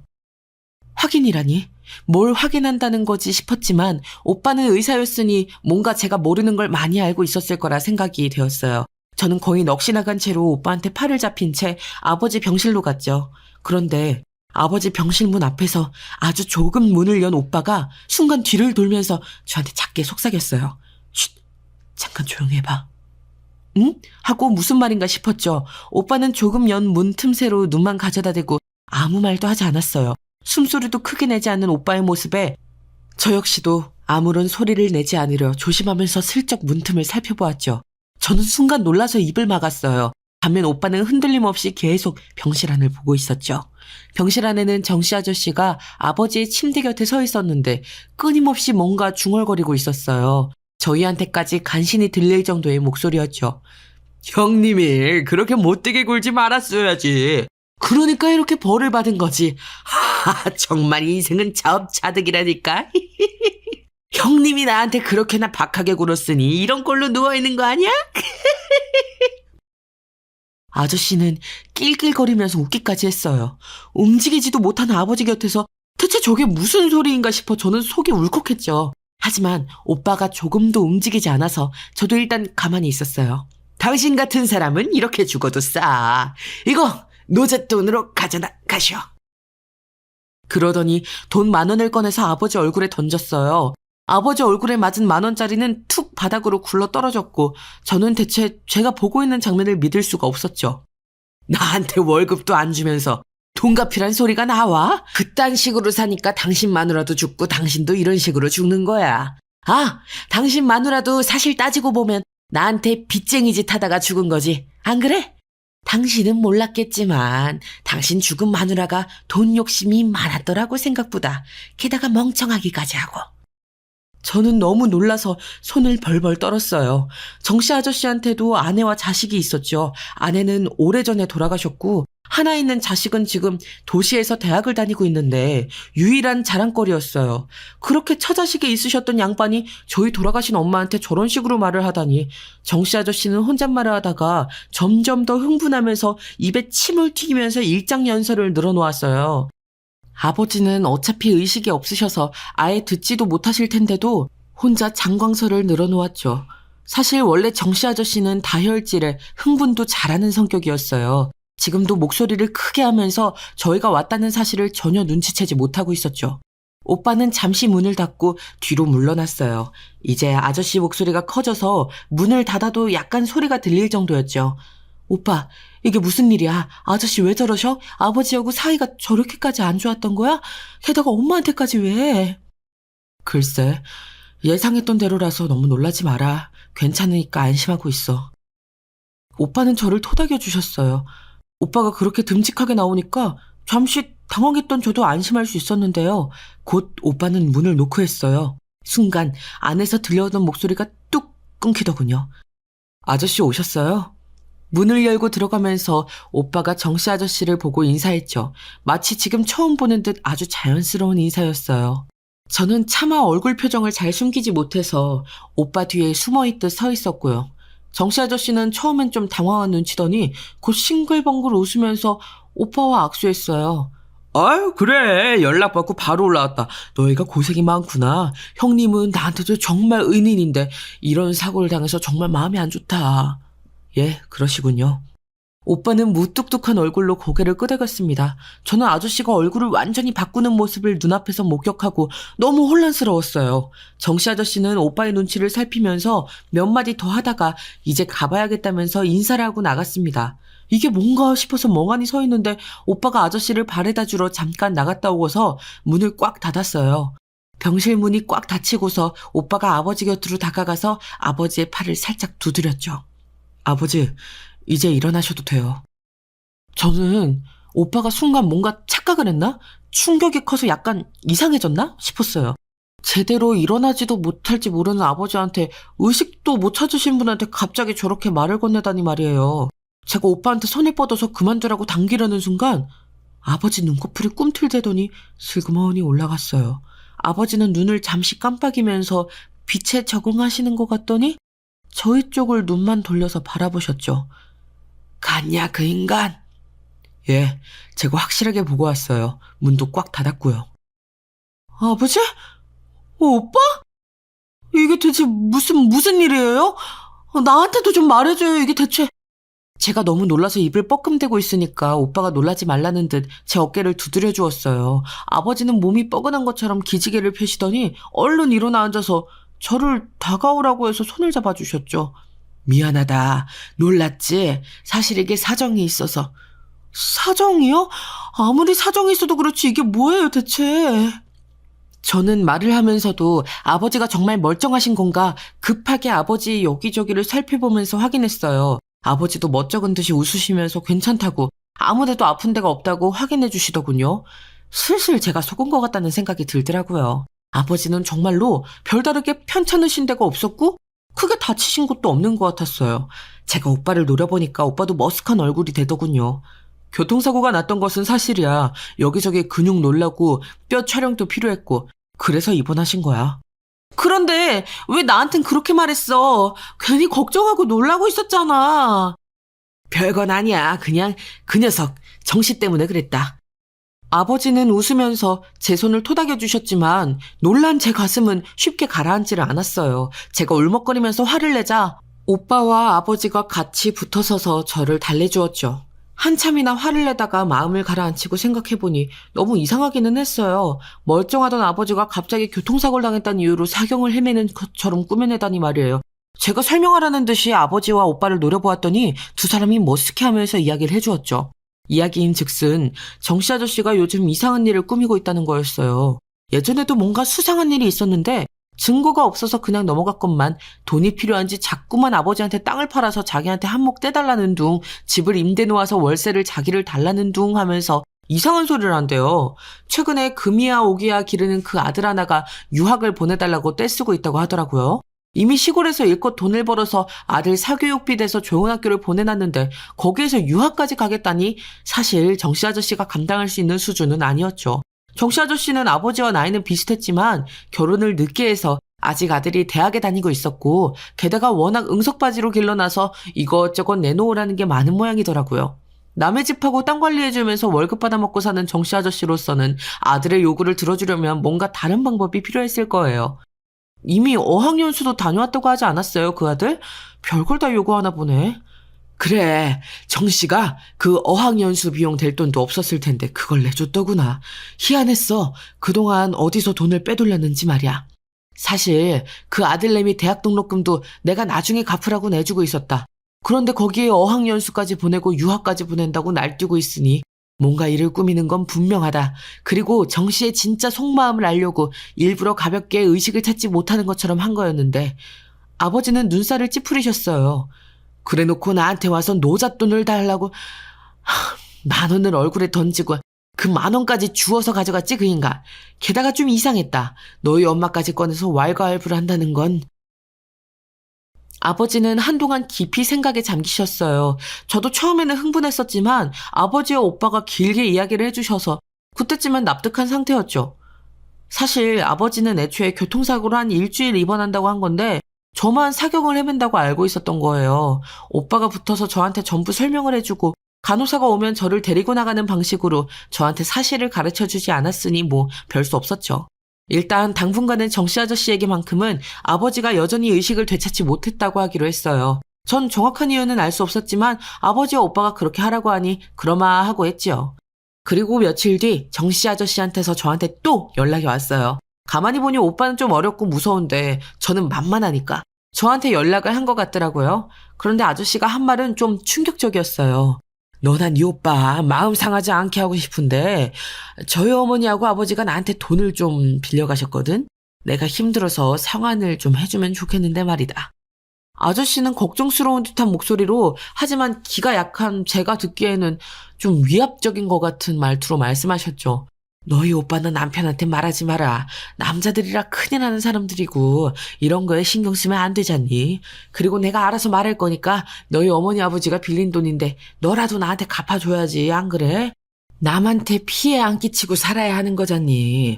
평생 내가 너희 집하고 가족한테 얼마나 봉사를 많이 했어. 이럴 땐 네가 나한테 좀 갚아주면 좋을 것 같구나. 정씨 아저씨는 아주 자애로운 듯한 말투로 간혹 어릴 때 어린아이였던 저를 혼내던 것 같은 말투로 저한테 어머니 아버지의 빚을 갚으라는 말을 했어요. 저는 잘 모르겠다고 제가 전혀 모르던 일이라서 생각 좀 해봐야 할 것 같다고 말을 둘러댔죠. 아저씨는 계속 저한테 대답을 강요하다가 결국 오빠와 남편한테는 절대 말하지 말라는 신신당부라고서는 전화를 끊었어요. 저는 전화를 끊고서 너무 속보이는 아저씨의 말에 헛웃음이 나왔어요. 하지만 다시 생각해보면 제가 만약 아버지와 오빠의 이야기를 듣지 못했다면 굉장히 당황해서 먼저 돈을 송금했을지도 모르겠다는 생각이 들더군요. 저희 집이 그래도 꽤 넉넉하고 여유가 있는 편이고 저는 솔직히 좀 마음이 약하고 걱정도 많은 편이었거든요. 남한테 피해 끼치는 것도 정말 싫어하고요. 정씨 아저씨는 그 점을 알고서 저한테 전화를 했을 거예요. 오빠와 남편한테 말하지 말라는 것도 그래서였겠죠. 너희 어머니와 아버지가 진 빚이니 네가 알아서 해라.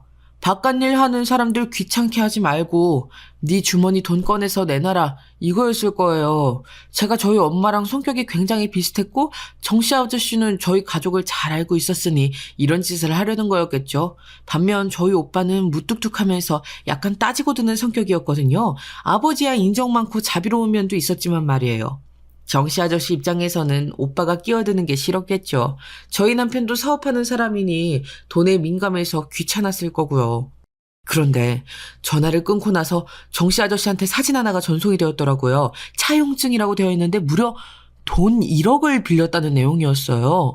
정씨 아저씨의 사인과 엄마의 사인이 둘 다 들어있었는데 아무리 봐도 엄마 필적이었던 거예요. 저는 너무 놀라서 한참이나 사진을 들여다봤지만 좀 어둡고 작게 찍혀 있어서 뭐가 이상한지는 알 수가 없었죠. 그런데 저는 그날 정씨 아저씨가 아버지 병실에 다녀간 이후로 항상 통화 녹음을 켜놨었거든요. 그 말은 오늘 정씨 아저씨가 했던 말이 전부 다 녹음되었다는 뜻이었죠. 저는 아예 핸드폰을 들고서 아버지 병실로 찾아갔어요. 일단 교통사고 후이기 때문에 1, 2주는 입원해 계실 예정인 아버지는 제 이야기를 듣고서 오빠까지 호출해서 부르셨죠. 한참 일이 바쁠 텐데도 시간을 내서 내려온 오빠는 제가 통화 녹음을 켜서 들려주자 어이가 없는지 한참이나 말이 없었어요. 아버지, 정씨 아저씨 이야기 아예 사실무근이죠. 그런데 아저씨가 이런 사진도 보내셨어요. 제가 그렇게 말하면서 정씨 아저씨한테서 전송된 사진을 꺼내놓자 아버지가 한참 동안 그 사진을 들여다보셨어요. 오빠도 건네받아서 보다가 사진을 한참이나 키워서 꽤 오래 관찰하더라고요. 그러더니 고개를 갸웃거렸어요. 엄마 필체는 맞는 것 같은데 지금 이 위쪽에 채무자 채권자 글씨 쪽이 합성한 흔적이 있네요. 뭐 정말? 저는 엄마 필체 쪽만 살피느라고 아예 그쪽은 살펴보지도 못했거든요. 아버지도 다시 한번 보시고 제가 다시 살펴보니 정말로 채권자 채무자 쪽 글씨 주변 종이 색깔이 이상하더라고요. 오빠는 흘끗 다시 한번 보고서는 눈을 찌푸렸어요. 아버지, 이거 분명히 아저씨가 엄마한테 받은 문서를 합성해서 보낸 것 같아요. 어렴풋이 짐작은 하고 있었다만 아버지는 순간 얼굴이 지독하게 어두워지셨어요. 대체 무슨 일인지 또 나만 모른다는 생각에 답답해서 이번엔 오빠한테 다가가 나한테도 말해달라 그랬죠. 그랬더니 정말 충격적인 이야기를 들었어요. 엄마에 관한 이야기였는데요. 엄마가 돌아가시기 전 고향집에 내려가서 자주 쉬시고는 하셨어요. 그러면서 당시 정씨 아저씨와 같이 살던 아들하고도 많이 친해졌고 정씨 아저씨하고도 친분도 깊어지셨는데요. 당시 아들이 이것저것 하고 싶은 것도 많고 애를 도시에 보내서 공부시키고 싶었던 정씨 아저씨가 아마 돈이 필요했을 거라고 하더라고요. 그 당시에 아버지한테도 은근슬쩍 돈을 더 빌려줄 수 있느냐, 월급을 올려줄 수 있느냐 말이 많았다고 그래요. 심지어 진짜 완전히 무너지기 일보 직전이었던 시긴 지났지만 여전히 저희 집이 많이 힘들었던 시기였는데도 말이에요. 물론 정씨 아저씨 자신도 저희 사정을 다 알고 있었죠. 그런데 아버지 말씀에 의하면 아무래도 엄마가 그 당시 정씨 아저씨의 한탄을 들어주다 못해서 돈을 빌려주셨던 것 같다고 하시더라고요. 엄마는 마음이 약하고 아이들을 예뻐하는데 하도 애가 하고 싶은 게 있는데 돈이 모자라서 못한다고, 집을 구해야 하는데 구할 수가 없다고 정씨 아저씨가 계속 호소를 하니까 견디지 못하셨던 것 같아요. 아버지한테도 정씨 아저씨가 똑같은 방식으로 그때 계속 졸랐다고 하시더라고요. 원래대로라면 아버지도 아저씨한테 돈을 주셨을 텐데 당시 저희 아버지 사업이 너무 어려웠고 게다가 어려운 시기에 정씨 아저씨가 안면을 바꾸었던 것 때문에 아버지도 심정이 상하셨던 때라서 빌려주진 않으셨던 거였죠. 하지만 정씨 아저씨는 그걸 알고 어머니한테 호소를 했던 거고, 그래서 차용증을 쓴 걸 가지고 있다가 지금 이렇게 합성을 한 거라고요? 그래, 당시 너희 어머니 통장에서 1억이 빠져나갔길래 무슨 일인가 했지만 본인 돈이니 아무 말도 하지 않았다. 사업용이라서 너희 어머니 명의하고 내 명의를 같이 써서 알고 있었지. 아무래도 당시 돈 돌려주지 않던 정씨 아저씨 때문에 엄마 우울증이 더 깊어졌던 것 같아. 그때 아버지 사업이 워낙 힘들었던 때였으니까. 오빠가 우울한 말에 저는 아찔해졌어요. 사실 저희 엄마 마음은 제가 가장 잘 알 수 있었거든요. 마음은 약하고 정에 이끌려서 덜컥 큰 돈을 빌려줬는데 정작 빌려간 쪽에서는 뻔뻔스럽게 나 몰라라 하면서 모르쇠로 나온다면, 그리고 남편은 사업자금이 달려서 힘들어 미치려고 한다면 우울증이 안 올 수가 없었어요. 그리고 그 우울증 때문에 결정적으로 엄마 건강이 악화되었었죠. 저는 너무 충격을 받아서 숨도 쉬기가 힘들었어요. 그러니까 그걸 이용해서 똑같이 저한테 돈을 받아내려고 시동을 걸었던 거죠. 짐작은 하고 있었는데 물증만 없었던 상황에서 정씨 아저씨가 스스로 물증까지 내보인 상황이라 아버지가 사경을 헤매고 오빠는 그 때문에 바쁠 거라고 생각해서 저한테 수작을 걸었던 거겠죠. 아버지는 별로 놀랄 일은 아니라는 듯 침착하셨지만 무척 우울해 보이셨어요. 사실 당연하죠. 거의 평생 동안 어려서부터 함께 믿고 의지해온 후배였는데 이런 식으로 계속해서 등을 쳐왔고 심지어 엄마에게 그런 식으로 피해를 입혔던 게 사실로 드러났으니 말이에요. 아버지와 오빠가 계획을 저한테 이야기했고 저는 그 자리에서 정씨 아저씨한테 전화를 했어요. 일단 다음날 오후에 병원으로 오라고 그랬죠. 오빠가 있으니 정씨 아저씨가 꺼려했지만 그곳 아니면 제가 만나지 않는다고, 일단 만나서 엄마가 빌리신 돈 먼저 갚아주겠다고 하자 아저씨가 그러마하고 약속했어요.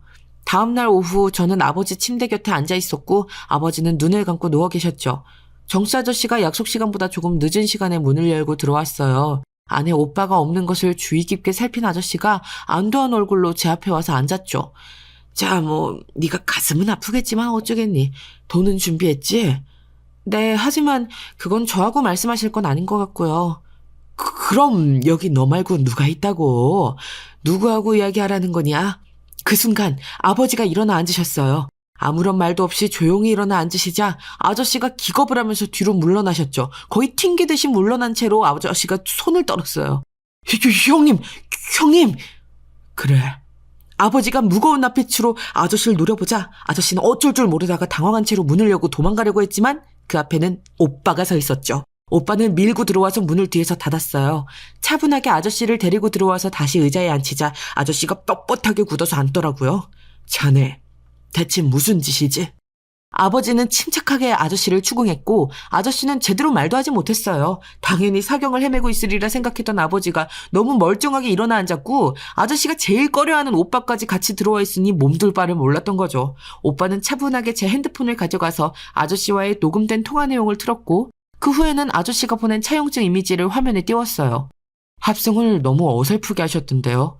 동생을 속이려면 이 정도면 될 거라고 생각하셨나 봐요. 아쉽게도 눈에 너무 잘 띄어요. 이런 어설픈 글자 합성은. 아내가 자네한테 돈 빌려줬을 거라는 짐작은 하고 있었어. 하지만 이런 식으로 내 딸한테까지 사기를 치려고 접근할 줄은 몰랐지.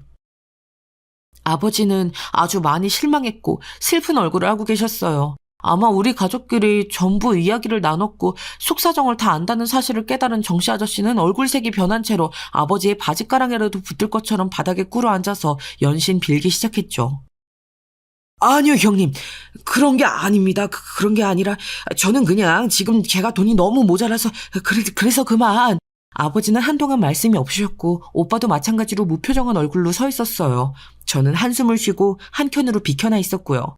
그나마 제가 마음이 약해 보이는지 저한테 다가오려고 했지만 오빠가 막아섰죠. 아저씨는 한참 동안이나 자기가 지금 얼마나 힘든 상황인지 누군가의 도움을 받아야 하는 상황인지를 설명하다가 기어코 자기 아들 이야기까지 꺼냈어요. 저희 엄마가 정말 가엾게 여겨서 도와주었던 거다. 자기가 뭘 어떻게 했던 건 아니다. 정말로 형수님이 가실 때까지 아저씨 본인이 돈을 못 갚아서 죽을 죄를 지었다고 형수님 앞에서 설설 기었다. 아저씨가 제발 봐달라고 빌면서 털어놓은 이야기들이었어요. 물론 아저씨가 저희 엄마를 협박하거나 했다고는 생각하지 않아요. 엄마도 정말 가엾다고 여겨서 돈을 빌려주셨을 거예요. 워낙 동정심 많고 마음이 약한 분이었거든요. 다만 정씨 아저씨는 그걸 빌미로 해서 저를 정말로 사기치려고 하다가 걸렸기 때문에 문제였던 거죠. 게다가 아버지한테는 말도 안 되는 억하심정을 품은 채로 얼굴에 돈을 던지기까지 했으니 정씨 아저씨가 매달리셨지만 아버지는 아저씨한테 지금 고향으로 내려가서 당장 집과 땅 전부 내놓고 나가라고 하셨어요. 애한테 주고 있던 대학 등록금과 그동안 빌려간 돈도 빨리 갚으라고 송구하셨죠. 사실 그 돈을 주고 있으면서도 아버지는 꼬박꼬박 차용증을 받아놓으셨기 때문에 아버지의 말에 정씨 아저씨는 사색이 될 수밖에 없었어요. 여태까지는 아버지가 빌린 돈 갚으라고 해도 그냥 말로 하는 이야기 정도였지 정말로 정색하고 당장 나가라고 하는 일은 없었거든요. 정씨 아저씨가 결국 형님 그렇게 인색한 분이셨나 하고 인정이 너무 없으시다면서 발악하듯이 말하니까 아버지가 매섭게 아저씨를 노려보셨어요. 자네가 그래도 내 오랜 후배이자 지인이니까 가만히 두는 거야. 마음 같아선 자네 때문에 우울증도 져서 힘들게 살았던 내 아내 때문에라도 그냥 사기죄로 고소하고 싶어. 지금까지 안 갚은 돈하고 차용증이며 내 딸한테 했던 통화, 차용증 합성까지 전부 다 경찰에 신고하고 싶다고. 내가 그렇게 안 하는 건 자네가 오랜 후배였고 또 아직 아들이 사회에 나가기 전이기 때문이야. 알겠어? 아버지의 날카로운 말에 결국 아저씨는 울면서 일어나 병실 밖으로 나갈 수밖에 없었어요. 아저씨가 나간 후 오빠가 마땅치 않다는 듯한 말투로 말했죠. 아버지, 정말 신고 안 하시게요? 아버지는 고개를 저으셨어요. 이미 많이 힘드신 듯한 얼굴이셨죠. 저는 아버지의 마음을 이해할 수 있어서 아버지 곁에 가서 손을 꽉 잡아드렸어요. 엄마가 우울증으로 힘들어하시면서 병이 악화되었던 건 분명 한이 될 일이지만 그렇다고 해서 정씨 아저씨가 아직 아들도 졸업하지 못한 상태에서 경찰에 잡혀 들어가면 큰일이잖아요. 결국 돈을 빌려주셨던 것도 엄마가 정씨 아저씨 잘 되라고 빌려주셨던 거고요. 저한테까지 사기를 치려던 건 괘씸하지만 뭐 어쩌겠어요. 세상사, 사이다로만 이루어지는 것은 아닌데요. 이미 정씨 아저씨한테서 일자리와 집, 누리던 모든 것들을 다 내려놓고 나가라고 한 상황이니 그것만으로도 충분했어요. 그 이후로 정씨 아저씨는 아버지의 서슬퍼런 명을 여기지 못한 채로 정말로 짐을 모두 싸서 나갔어요. 안 나가면 아예 포크레인이라도 불러서 집을 갈아엎어버릴 거라고 화를 내시던 아버지는 정씨 아저씨가 이사를 나가셨다고 하니 씁쓸한 표정이 되셨죠. 아마 그 집 아들은 등록금이 모자라서 다음 학기 휴학을 해야 했을 거예요. 하지만 어쨌든 언제든 우리 가족 뒤통수를 칠 수 있었던 사람을 내보낸 거라 우리 모두가 다행이라고 여겼어요. 경찰에 신고를 하지 않은 것만 해도, 고소를 하지 않은 것만 해도 우리로서는 너그럽게 행동한 거라고 생각이 되었으니까요. 제가 겪었던 씁쓸한 이야기는 여기까지입니다. 여러분도 오랜 사이라고 너무 곁에 사람을 믿지 않으셨으면 좋겠어요.